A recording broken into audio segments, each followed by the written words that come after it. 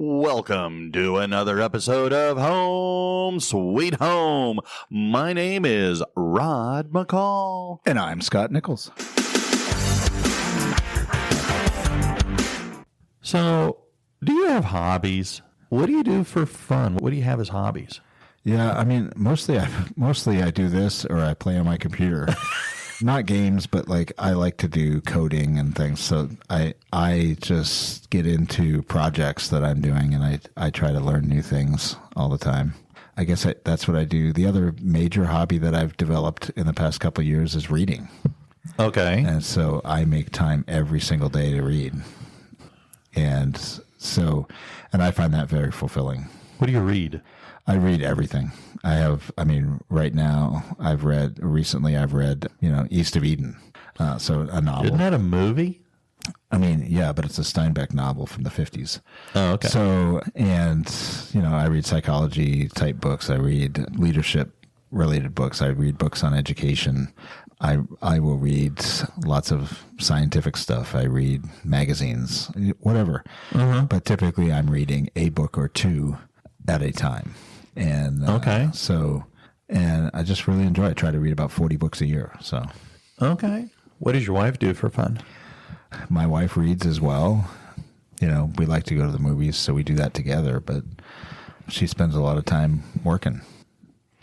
Well, the reason why I bring it up is, like you, I read. Mm-hmm. I read a lot. I read a lot of more books than before, but nowhere close to your 40. Yeah. I find that I will actually vegetate in front of a TV. Sure. Which isn't necessarily the best, but I do read a lot. I read a lot of stuff that pops up on my phone. Okay. News stories, because I feel sorry for the algorithm that was created for my phone, because like your reading list is very diverse. And so I ran across something that was talking about hobbies. And it was saying, what was the last time you did something for fun? With no goal, with no intention, with no expectation. You just did it because it sounded like it might be fun or entertaining. Okay. And I got thinking, well, I don't know. I like to play video games. Okay. Hobby. It is. I have some on my phone. A year ago, I bought a new computer. I needed a new desktop. Well, I wanted to make it a gaming computer. Okay. And so I've got a couple of games that I play. And for me, it's amazing how fast I can waste a whole lot of time doing that. But then I started thinking, okay, well, is there a positive mental health component to decompression? Right. And I think that that's what hobbies are for, to decompress. They're things we do for fun. Right. And, I'm glad you mentioned doing this podcast, because this is fun. Yeah. For me, it is fun. For you, it is fun. It is definitely a hobby, because I like our getting together to do this once a week. But we don't make money on it, so that's definitely no. This cost us money. So, but I think that how many times do people not take the opportunity to have a hobby, to do something that allows their brain to shift out of family mode, out of work mode, and into something that's relaxing, that can also be potentially productive. Okay. And so as I guess what caught my eye was the title, or not the title, but the idea that hobbies are actually medicine for our mind. Okay. And so it got me thinking, well, what kind of different things? Because I remember my dad, he liked to do a lot of woodworking. Right. I like that too. I just don't do it very much. I don't have the space. Yeah. I'd love to have a garage that didn't have a bunch of crap in it. I just think the wood costs too much. Well, yeah, I haven't gone down that road, because I've got the tools. Yeah. I think I could set it up and build. And I think if I could get into our garage, I could build better shelving that would make our mess much more manageable. Mm-hmm. Yeah, I mean, I have the skill and I have the tools. I just do it only when I find something that I need to do it for. Okay. So it's not like I'm not out making, wooden toys that I sell at the local, shop downtown. Sure. I think a lot of people do that as a hobby. Yeah. I know growing up, I had a neighbor that did that. He would make, as a hobby, he would be making literally wooden toys, trucks, cars, airplanes, all kinds of stuff that he would sell at the town fair. Oh, wow. Once a year. So by the time the fair came around, he had tons of it. And, I used to go hang out over there and see how he did it and look at all the tools. Ooh, that would be fun. And it was a good time, but I don't have that. I don't have the drive to do that, but I do have the skills to be able to do it and the tools, but I just make things when I need them for something, typically. Well, because hobbies, one of the things that they talked about, hobbies can also include being outside, exercising, whether you play pickleball, which, by the way, I saw a news story saying that people that play pickleball need to start wearing eye protection because the number of eye injuries are skyrocketing. But anyway, I would just tell you that I won't be having any eye injuries. Well, I mean, all these things. But I love to ride a bike. Okay. I don't do it as often as I should, but I do love it when I'm doing it. Yeah, I recently got rid of my bicycle finally because I want to get a new one. But yeah, I got to make that dedicated effort to get my oversized derriere outside. But what they're saying here is in regards to medicine for the mind, these hobbies that we engage in, whatever it might be, whether it's this, whether it's reading, whether it is doing something physical, the research shows that doing this for fun will reduce our stress, improve our memory, which God knows I need more of, and can help protect us from the overwhelming burden of depression. Right. And it can also create, depending on, like if you're doing physical exercise, of course, you get the added benefit of better circulation, with, from blood flow and all of that. You can improve your thinking skills, because definitely I need a lot of help there too. Sure. But it can also be calming. Okay. And we've talked about this before, how many times our emotional side, our right brain, when our emotions get really powerful, our right brain takes over. Our left brain can't communicate very well. And so we wind up saying and doing stupid things because we are emotionally driven rather than logically driven. Yeah. So these hobbies can allow our logic brain, our left brain, to take over a little bit better. Yeah. And so anyway, I that's why I thought, well, let's talk a little bit about the hobbies that, you can do, and the hobbies that we both engage in as a way to, address the busyness that becomes the all-consuming life. I feel like some of my hobbies in the past have become jobs. What do you explain? What do you mean? So, when I was much younger, I got into computers, and that was my hobby. Okay. And then next thing I knew, I was managing computer systems in a company, and ultimately got out of that, and I ended up getting into fireworks as a hobby, which became a full-time job for a long time. And then, I can't say education became a hobby, but I think learning for me became a hobby, right? Like just me engaging in learning on my own gave me an interest in wanting to teach other people. Okay. In education. And so that kind of became a job. So I think that's happened. Now I've done, things with tools in the past, mostly because my brother did that for a long time. Oh, wow. that's probably more of a true hobby for me when I do it. I don't do it often. Bike riding, I've never made a career out of. So, things like that. I used to have a hobby of playing, pool in a league. Oh, wow. That was kind of fun for a long time. So got pretty good at that. It just they come and they go. I think I've never really stuck with something that just like is a hobby through my whole life. Okay. I've done different things or different times with different people. Sure. And all of it's been fun. But I would agree. I think that the hobby, much like the date night that we talked about last time, distracts from the everyday, mundane, stressful life and gives us something else to focus on. And I think maybe even creates a zone of safety for us where we can relax. Sure. Well, it can be a distraction.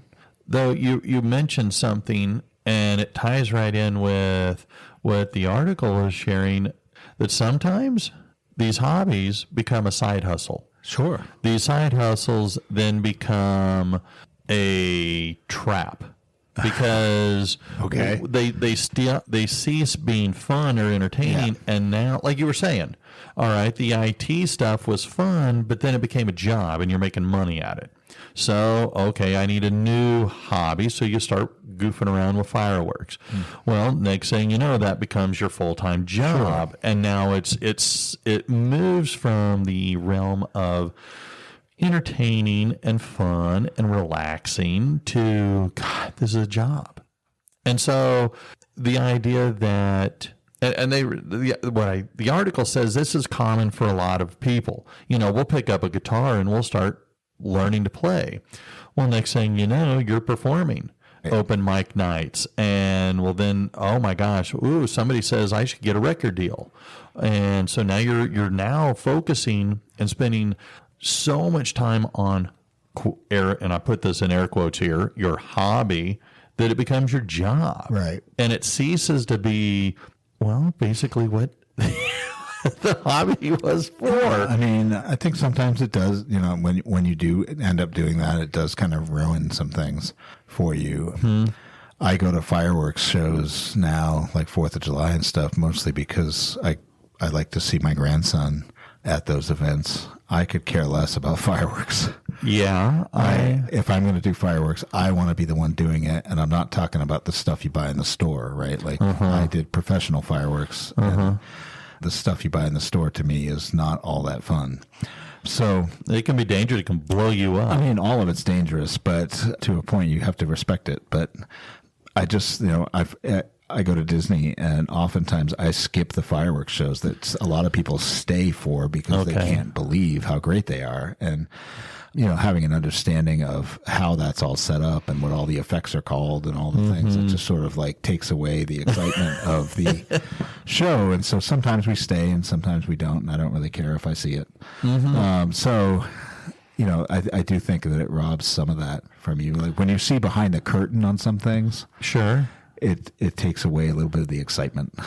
At least for me, I think some people get more excited when they see that, and they get more into it. I mean, people like, famous guitarists. I mean, they got into it as a hobby. And it's still the thing that they do, right? They say what's that saying? They say whoever they is, they say that find something that you love, and you'll never work a day in your life. True, right? Very true. And so some people have that experience. Yes. And I love what I do. Yes. And so I don't always feel like it's work, but it's still like sometimes something that you just intend to be only a hobby and never want it to be anything else becomes something that you do full time or as a side hustle. And then it becomes more of a, I have to do it instead of I get to do it or I want to do it. And that's kind of what they're saying, that the hobby is not supposed to suck the joy out of it. Right. That it is supposed to represent peace and enjoyment.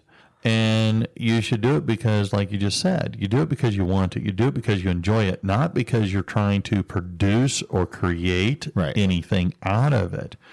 And so the idea is, like you were saying, when it became a job, I needed to find something else. And I think that that's kind of the issue. Do it because it's just relaxing and enjoyable. Yeah.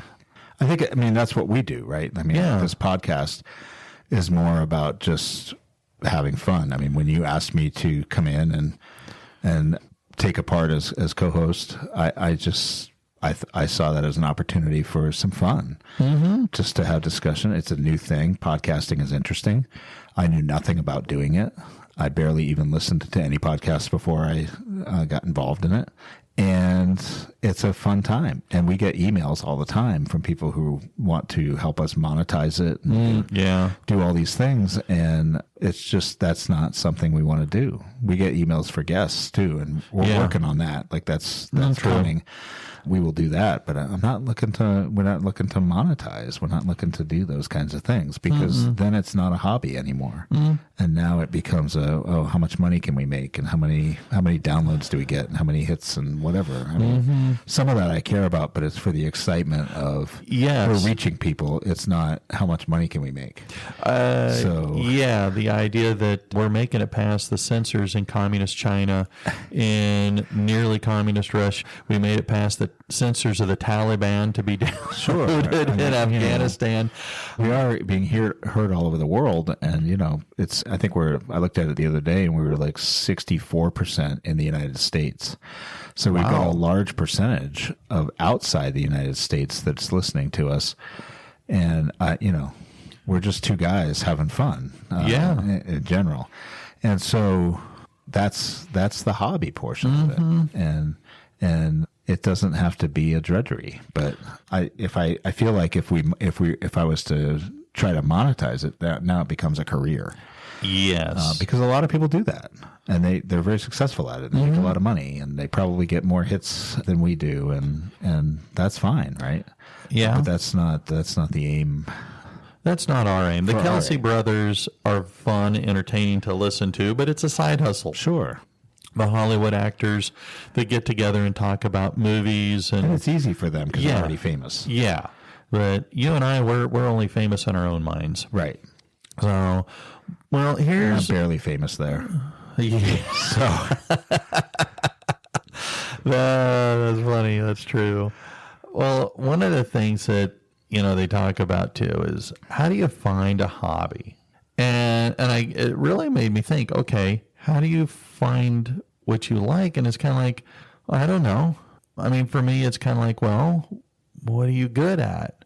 Well, for me, for doing the podcast was, well, I love to talk. Yeah. And I mean, as a teacher, that's pretty much what we do all day, every day. I love to teach. Yeah. That's a whole lot of fun. We have a ton of life experiences. Sure. So passing on those life experiences to me is entertaining. Yeah. And, well, but, it could be, like I said, I used to ride my bike everywhere when I was a little kid. My mom says, I ain't taking you nowhere. You didn't have a license. Well, that's true. But, today parents, will take their children everywhere. My mom said, I don't know that she was necessarily cruel. She just said, look, I do not have the time to cart your happy little buns everywhere you want to go. You want to go, you got a bike, get on it and ride. So I'd ride to the swim pool. I'd ride to the library. I'd ride, heck, I don't even know where all I'd ride because, well, it was freedom. It was, sure. Weekends. We did that too. You rode your bike every place you could. But when I got my license, that was over. Oh, amen. And I think a lot of kids now do Uber or Lyft, right, to get where they got to go. So, oh, that's expensive. Yeah, but they do DoorDash too. So whatever. Like all those services are out there. They have their purpose. But that's where you said about riding bicycles, and I enjoyed riding bicycles for fun. Just go and ride, there was a lake in Dallas, White Rock Lake, and we'd ride around it. Sure. And so that'd be fun. And, just getting outside and enjoying nature. I like walking in my neighborhoods. I don't know. I tend to think if you're thinking about like what's a hobby, I mean, what are you good at, I guess plays into that. But also like, what are your friends doing? I mean, a lot of people have like golf as a hobby. I can't afford that, but I got enough frustration I like in my golf. life. I like golf, but it's costly. I'm But good at driving. I know lots of people that their hobby is to, play softball. Yeah. They like to play softball in the local league. Yeah. You've mentioned pickleball before. I don't even know what that is, but Pickle shaped like a ball that you. is No, it what I it don't. is? No I have idea. no idea. No idea. I don't play that. I know it's like it has some kind of a small racket. It's a little bit like Racquetball it's like outside. live table tennis, I think, or something. I Yeah. don't know, but I haven't gotten into that. I'm not athletic enough. No, But, me. People like to do those kind of community league sports through the rec departments. There's all kinds of. Some people have money and do boats for a hobby, right? Well, I mean, it just depends on where you are at with what level you can do. Like I said, I played pool in a league. Some people go bowling. Whatever it is, you can get something that you can do periodically to take the load off. it's social interaction, and Book clubs. Yeah. My stepdaughter does a lot of this. She plays softball. Yeah. She's done volleyball. I mean, she did both of them in high school, but she's a long time past high school now. And so she still does it because it's social interaction. You meet people Sure. from all walks of life, all over the community. And it's a great way to make new friends. Yeah. And she's been very successful in making new friends. And so that could be another thing to explore is if you're bored, if you are new to a community, or you're there, but everybody else left, and you want to, liven things up a little bit, try, go to your local rec community and see Yeah. what is available. There's 'Cause always things happening. there really are. And it's just a nice thing to chill out. We were talking about things you used to be good at. I had a friend I used to work with at a different school that they used to play in the band when Yeah. they were in high school. And so they hadn't played their instrument in years. Right. But they went out and basically tried out a little bit for the local community band, and they spent years playing, And got a record deal. no. Oh. But they played in town concerts, Sure, sure. little city concerts and, Christmas time, Yep. 4th of July, summer concerts, and they had so much fun and they met new people. And I think that's kind of the whole point of hobbies is relaxation, rest, Yeah. making friends, doing something that is not part of your normal routine. Yeah. Well, I mean, I think this is great. I mean, hobbies I think it's important to have something. And I've always learned something from my hobbies. Yeah. Like I said, some of my hobbies became jobs, but in general, I've learned something. I've always been able to apply something I've learned from that to other things in life, even pool, because Yeah. it's strategy. It's Geometry. It's perspective. It's a lot of things, and you can always apply things in other parts of your life, but just to have that ability to focus on something different than your everyday monotony. That's what I like about reading. Oh, yeah. Reading, just like I escape into a book. I learn new things because I read so many different things. I know people who just like to read novels. They don't want to read anything that's going to teach them stuff per se, because, you read a novel, you learn things too. Yeah. But they don't want to learn like academically. Okay. I like to do that, but I like novels too because I get things out of that. So it's me too. And it's lighter reading. It often goes much faster than True. reading those other books. But I enjoy that. That's time that I take an hour and just read, and nothing interrupts me. Not my phone, nobody. So I think that's relaxing to me. It's important to help manage my stress level in the rest of life. We as Americans, we prioritize work above all. And I'm not saying individuals, but as a nation. And we have, I keep seeing this again and again, but over the last 50 years, Americans have just worked more. worked longer hours, worked harder. Yeah. And in fact, we work more than most undeveloped countries. Yeah. And we don't take full advantage of the sick leave if we are lucky enough to work for a company that gives it, or vacation time. And so because we're working so dang much, when we do have free time, it feels like, well, man, I'm being unproductive. I'm being lazy. Mm-hmm. Well, no, you're not being unproductive. No, you're not being lazy. You're doing actually, by doing very little, you're helping actually your mental health. But that's what hobbies do. They allow you to, in a very unique way, reclaim time in your day, in your life, to help you rest, to help you realize that there is joy in your life. Yep. And, well, play is worthwhile. I mean, we used to play all the time when we were little kids. Why don't we play as adults? And you know what? Every religion has this built into it, that peak performance requires rest at times. I mean, it's built into religions. It's taught to us in self-help books. It's in psychology books.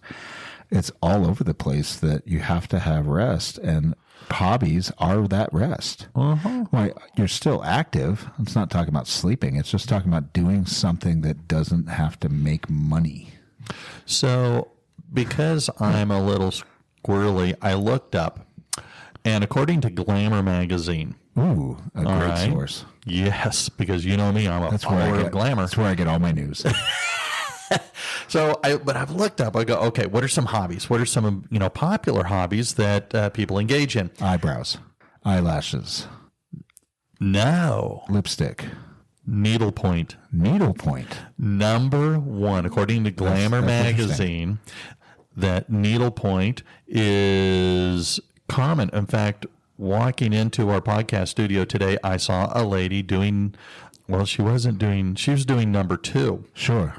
No, she was doing option number two, not number two. Sorry. Yeah, I knew that. But she was doing knitting. Yeah. I saw there were kids in my classroom that they would pull out needlepoint. Yeah. Some would then do knitting. I've seen them doing crocheting. Yes. Yeah, it's very cathartic, right? Yes. So, okay, number three. What's number three?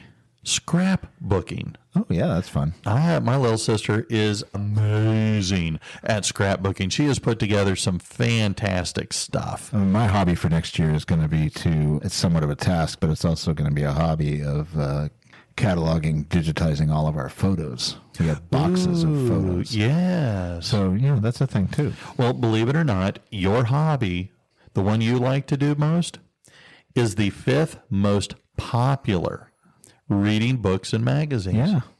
So, well, that's exciting because I didn't think America read that much. But again, this is Glamour magazine, so there you go. That's the most authoritative news source we have yet. It's got to be an excellent poll.